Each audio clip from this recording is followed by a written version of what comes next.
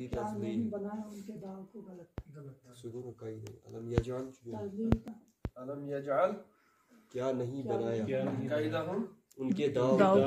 فی تضلیل غلط ثابت وارسل اور اور بھیجے بھیجا یا بھیجے ہم علیہم طیرن علیہم ان پر بھیجے ان پر طیرن اڑنے ابابیل والے پرندے ترمیہم پھینکے پھینکتے ہیں ان پر پتھر بحجارۃ من سجیل پتھر کا من سجیل کنکر مطلب مٹی کے اور گارے کے بنائے ہوئے ماشاءاللہ فجعلہم اور پس بنا دیا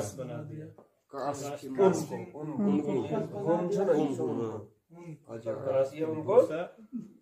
کھائے ہوئے بھوسے کی کھائے ہوئے بھوسے کی طرح یا بھوسا کھایا ہوا علم ترا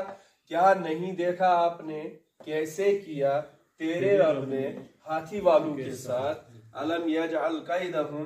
کیا نہیں بنایا ان کے داؤ کو فی تضلیل غلط یعنی وہ گمراہی کی بنا پر پھر چلے گئے وارسل علیہم اور بھیجے ان پر طیرن ابابیل اڑنے والے پرندوں کے جھنڈ ترمیہم بحجارۃ من سجیل وہ پرندے کیوں بھیجے ترمیہم پھینکتے ہیں ان پر وہ پتھر کنکر سجیل کنکر کون سے تھے سجیل سے مراد جو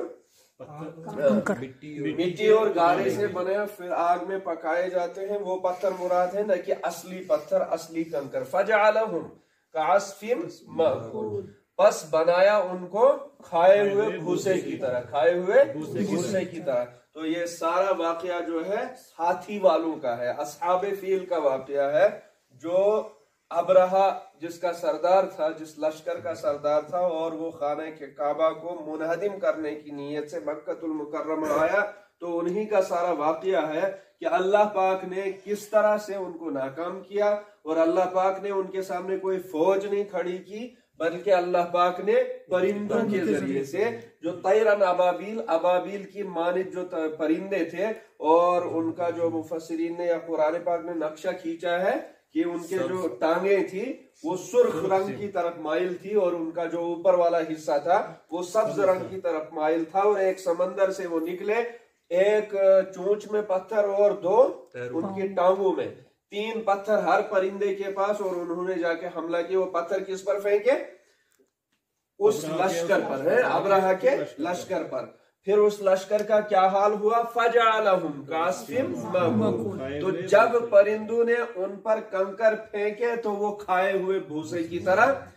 اس سے مراد یہ ہے کہ ان کا نام و نشان مٹ چکا تھا کچھ ساعت کے اندر کچھ منٹوں کے اندر ان کا نام و نشان بالکل ختم تھا تو اللہ پاک کی جو طاقت ہے قدرت ہے جو اللہ پاک کو للکارے گا یا اس کی قدرت کو للکارے گا تو اللہ پاک پھر سزاؤں سے ان کو عبرتناک بنا دیتے ہیں